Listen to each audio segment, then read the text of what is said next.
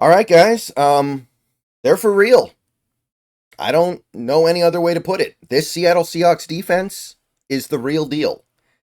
After a really poor start to the season where they were among the worst defenses in the league in points allowed, they are the real deal.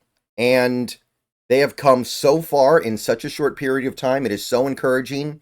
We saw the good signs against the Rams and the Niners, but I wanted to see them do it here. I wanted to see them do it against a Cardinals team that could challenge them in slightly different ways compared to the Rams and Niners. I wanted to see if they could stop the run against a team with a dual threat quarterback. They passed every test. Not only did they pass the test, not only did they look better than they did the previous two games, they kind of won the game today because the offense, not so much, right? This video is being powered by BetUS, more on them a little bit later, but we got a lot to get to first. Most of it to do with the defense because that was a monstrous effort today. The pass rush, the tackling, maybe it slipped a little bit at the end of the game when it was basically over. I know that Trey McBride had some success, but realistically, you can't ask for more from your defense. Like, who knows what happens in this game if they don't score that touchdown? I mean, maybe we still win. Maybe we gut out some incredibly dramatic 10-6 or 9-6 win or something like that. But I can't really. I ask you this. I asked this question after the Broncos game to start the season, week 1. Name a single Seahawks player on defense that played poorly in that game, and I was like, I don't think I can name one. I asked the same in this game. Did a single player on the Seahawks defense play a bad game today? Riq Woolen gave up some stuff. I didn't love the game that Woolen played, but I don't know if he played bad. Maybe Rayshon, but it's his first game back, and I don't know if he played bad. So this was the game that I was putting it to him. I was saying, okay, you did good against the Rams. The Rams have problems right now. The Rams have some injuries. The Rams are not the team they wanted to be when the season started. Okay, you stop them, great. Then you stop the Niners. They've got problems too. They got no George Kittle. They don't have the offense that we thought they were going to have when the season started. Can you do it this week? Can you confirm the assumptions that we're building based on the previous two games? And the answer is yes. And again, not only did they play great, they played better than those two games. And if they did not put on their Superman cape today, you probably don't win. Hard to believe we would win that game without that defense.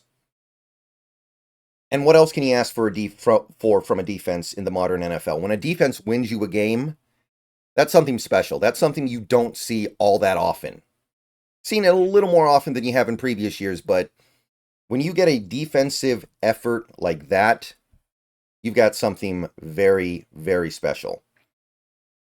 So I think the number one thing, the thing that we as Seahawks fans really need to take away here, the thing that as a Seahawks fan I am the most excited about coming out of this game, is how irrelevant, completely irrelevant, the Cardinals' rushing attack was. Not even 50 yards. Now, the Cardinals did kind of abandon the run more than maybe they needed to. I could see that argument, but a lot of it was because we were putting them in bad down and distance situations where they felt like they had to pass it. So I understand that some of it was situational, but at the same time, we created those situations by stopping the run in the first place. James Conner had 8 yards on 7 carries. That's insane. How many yards would James Conner have had on this team a month ago? 208? How bad would he have trucked us a month ago before the Ernest Jones acquisition, before we started Tyrese Knight, before we made these adjustments? And it's not like anybody else was filling in for him, really. Like, Trey Benson was okay, but it's 4 carries. Who cares? Kyler Murray did nothing with his legs, really. He had a 6-yard run, and that's about it. And we do all that without compromising the pass defense, which remained really good outside of, like, 3 plays. So I can't say enough about this defense today. And if you're not excited for the Mike Macdonald era, it's time to get excited. But before I say any more about this game, I want to tell you about my friends over at BetUS, the best online sportsbook and casino on the internet. Head on over there right now. You can throw down some wagers, some last-minute wagers on this big Eagles versus Rams game tonight. You can do money line, you can do spread, you can do over-unders, you can do game props. You can bet on other sports as well. We got basketball, we got hockey, we got football games tomorrow, we got college football games. You can bet on it all over at BetUS. Use promo code YouTube150 to get a 150% deposit bonus on your first deposit up to $2,000 and a 125% deposit bonus on your next two deposits up to $2,000. That's promo code YouTube150. Get on over to BetUS and get your free money and get to some sports gambling. All right, so yeah, special shout out. There are a lot of players on this defense I could shout out positively, but Leonard Williams, I was worried about him. He played amazing. That was the best game Leonard Williams has played as a Seahawk, and I don't even know if it's close. Like, I'm going to go and scroll down here because I can't remember if it was 2.5 or 3 sacks. It was 2.5. 2.5 sacks. I saw several other pressures from him. He had a couple of other quarterback hits besides just the sacks. That guy played with his hair on fire. That guy played football at a level that I don't even know if he played at regularly in his prime when he was a member of the Giants. And I was worried about him because he was on the injury report all week. As it turns out, he doesn't need to practice, I guess. Don't let him practice ever again. No more practice for Leonard Williams. He doesn't need it. So, super excited about that because that was a guy who I was kind of a little bit concerned about because of the foot. Well, maybe he doesn't even need the foot. Chop it off. Like, who needs a foot, I guess? But yeah, Leonard Williams, man. Excuse me. Got a little bit emotionally into that game. Still a little bit worn out after that one. Gotta admit.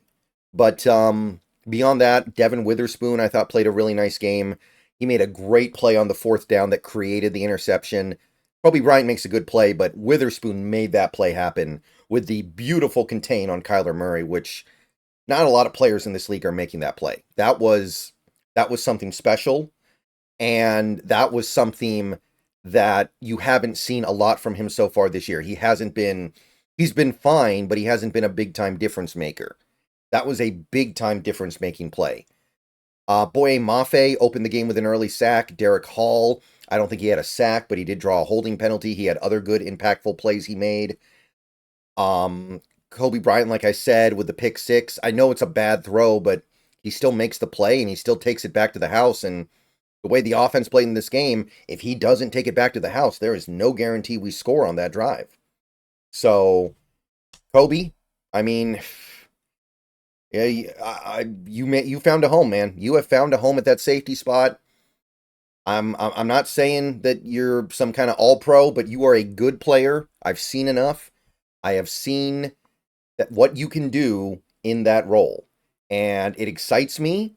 You are a ball hawk. You are somebody who constantly finds himself around the ball, and that is somebody who I want to build around going forward. That is somebody, maybe not build around, but build with, because he has some unique skills that offset the fact that in some areas he's just okay. And I can live with okay in those areas because his ball hawk abilities are rare. So I could go on and on about this defense, but this video would run too dang long. Like, Woolen gave up the long pass to, I think it was Wilson, where it's a great catch by Wilson, but I will admit, as a Seahawks fan, Woolen is held to an extremely high standard with that stuff. Woolen cannot be giving that stuff up. I know it's an amazing catch. I know it's a tough play for him to make. But for Woolen to get away with the things that he struggles with, he needs to not let that stuff happen pretty much ever. So, okay, I can get a little bit of the frustration with Reek Woolen. Okay, sure. And again, Rayshon Jenkins, not a perfect game. And you can see that Arizona gets excited when he's on the field and he comes up into that box. They feel like they can just run the ball all over us every time he's in the box. But can't really say they took big advantage of it, right? They had maybe one or two good runs with Rayshon in the box. So it's not like that hurt us. What else are you going to say? Julian Love almost had an amazing interception on the sideline, and even without the interception, it was a phenomenal play. What else are we going to do here? Ernest Jones. I mean, he's a big reason why we stopped the run, so I don't even think I need to belabor that point more than I already have. God, I could go on and on and on with this defense, man. But 6 points against this Cardinals team that was on a 4-game winning streak, that was playing really good football, legitimately over the last 2 games, blowing teams out, blowing out the Bears, blowing out the Jets. That means something. I understand that the Jets and the Bears are not particularly good teams, but stopping that offense to that degree, I take a lot away from that. Getting that kind of quarterback pressure against a good offensive line. That Cardinals offensive line is good. That meant a lot to me. And again, the Mike Macdonald stuff, I mean, look, most Seahawks fans were on board with Mike Macdonald the moment we signed him. Most Seahawks fans have been positive on Macdonald so far in his Seahawks tenure. So it's not like there's a lot of people that need to get on the wagon. But if you were not on the wagon, today was a game that should probably motivate you to get on, because he knows what he's doing on that side of the ball. This defense getting this much better this quickly is in large part attributed to what he does. So excited about that. Really, really happy. Hanging my hat on that going into the rest of this season. And we might need it, because there is the other side of the ball here. And we do have to spend some time talking about that in this video. And that's not going to be quite as fun. This offense, it's regressed. There's no other way to put it. And for me personally, I look at this game, and the main guy that I'm going to be critical of is Ryan Grubb. I think he got absolutely annihilated by Gannon. I think Gannon outcoached the crap out of him. How many times did we get the ball in field goal range and then get sacked on like third down and medium, or third down and short, where all you have to do is avoid the big negative play and you can at least kick a field goal and get some points? And points would have been extremely valuable in this game. There were, I think, 2 opportunities for us to tack on some points. The blitzes murdered us. One thing about the Seahawks offense in recent weeks, even when they haven't played great, is they have gotten a lot better against the blitz. They've actually done a really good job beating the blitz. In this game, they did not. Every time the Arizona Cardinals blitzed, it looked like the Seahawks didn't know what was coming. They didn't know how to deal with it. They didn't know what to do with it. Geno took 5 sacks in this game. Maybe one of them was because he held onto the ball too long. I will admit, I'm going to continue to say this, it's hard for Grubb to do anything with this offensive line playing the way that it is. And they were a sad bunch today. That offensive line, Bradford gets hurt in the first 5 minutes. And look, I'm not going to pretend Bradford's a good player. I will say we missed him in the sense of we needed continuity up front. You lose continuity when a starter goes out and a backup goes in, no matter how bad the starter is. So I'm not going to dismiss that entirely. But Laken Tomlinson getting beat inside. We had Abe Lucas illegal formation twice in the first 18 minutes. Abe Lucas getting beat. Zach Charbonnet, buddy, you need to pick up blitzes. Like, I understand you're not going to get a lot of yards right now because there's no blocking in front of you. You've got nothing to work with in front of you, Charbonnet. I totally understand. I sympathize. But you're supposed to be the pass protector. And today there were multiple plays where you just didn't get your chip. And the play got destroyed mostly because you didn't get that chip. And if you can't pass block, you don't need to be playing. So I'm really disappointed in that, because pass blocking was supposed to be something he was good at. It's something that he's been good at before. But today was really, really bad. And I'm not going to absolve Walker, because I do think he's dancing a little too much. I think he's being a little indecisive. I think he's doing some things that quite frankly, are him trying to hit the home run when the home run is not there. But again, with this offensive line, everything just becomes so much harder. Everything with this offense right now is pulling teeth because of this offensive line. I don't know any other way to put it other than that. Every third down, we can't trust them to hold up. Every time we get to a third down, every time we get to a passing situation, I don't know what's coming. I don't know who I can trust. I guess Charles Cross, right? Charles Cross seemed to play a pretty good game. I'll give him that. But in this game, they struggled picking up the blitz. Now, those were the two things that I was really down on after this game. Ryan Grubb, I don't think he called a very good game. I think that Gannon kind of pulled his pants down. And the offensive line. But the offensive line I'm pretty used to, right? That's not going to get better by that much this year. So I'm used to that.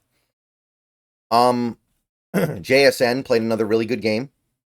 Nothing but positive things to say about JSN right now. He has found his gear after that Rams game. That Rams game, after he dropped that pass that got picked off on third down at midfield, he just locked in. He has been locked in to a crazy degree since then. His tunnel screens are beautiful. I love those tunnel screens. Those tunnel screens excite me as much as 50-yard bombs excite me. Metcalf, not a huge game, but a pretty solid, pretty productive day for him.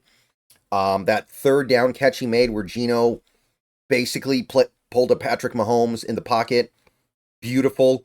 I don't know if we win this game if he doesn't make that play, but that was a thing of beauty. Barner, shout out to Barner. I thought he played a pretty okay game. I think he had a penalty in this game, but I may have gotten him confused with Pharaoh Brown, who did not play a good game. I think he had 2 penalties in this game. Let's see here. That's about it for the receiver stuff. I mean, it wasn't a game where we put up monster stats, right? It wasn't a game where we could dominate. I guess you would say Walker, right? You could give it up to Ken Walker a little bit for doing stuff in the passing game because he couldn't do it in the run game. But I guess the conversation does lead us back to Geno Smith, who was playing such a good game, and then he did something so bad that the conversation is going to be about that one play that was so bad, which it sucks, but it's a really bad play. He was doing so well, and he played such a good game outside of the one bad throw he made, but the one throw he made was so bad, so costly, such a momentum swing that it's hard to not talk about it. So, look, I sympathize, but that can't happen. I sympathize with Geno because he feels like he has to be Superman because this team doesn't support him well. But guess what? For the last few weeks, this game included, the defense has supported him, so he doesn't need to force the ball into the end zone on third down on that one play. You can run it, you can maybe get the first down, and even if you don't, oh well, we're kicking a field goal.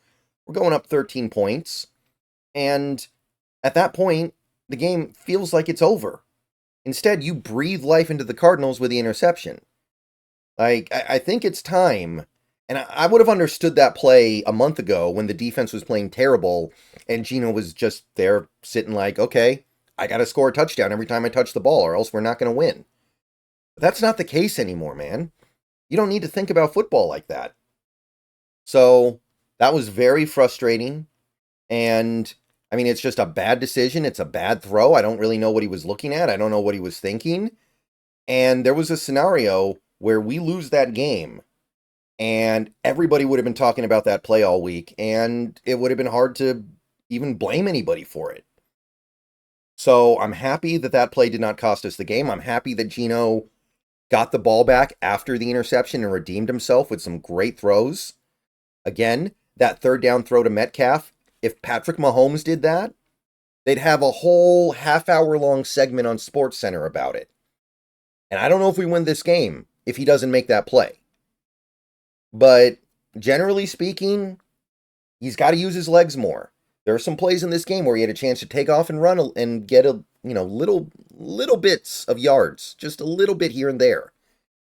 And he doesn't want to do it. I know he's old. I know he doesn't want to get hit. I know he wants to throw the ball. He's a pocket quarterback. This team can't support a pocket quarterback right now.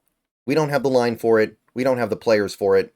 You got to take off and run in those situations. You got to get what you can, and you got to minimize the mistakes now. This isn't a month ago. A month ago, I didn't care that much about mistakes because you had to just go buck wild at all times because it was the only way we were going to win games with that defense the way it was playing. But now they put together 3 really good games in a row. Doesn't need to happen. But again, he went out there, redeemed himself, drove for the game-sealing field goal drive. Shout out to Myers, by the way, making his kicks. Shout out to Dixon. Really good game for him punting. And I don't think there's a lot else to say about this one, guys. I'm going to ride the high of this defense all the way into next week. So, thank you to BetUS for powering this video. Check him out. And we got a post-game show to do later tonight during the Eagles-Rams game. Hope to see you guys there. Go Hawks. 6-5, baby.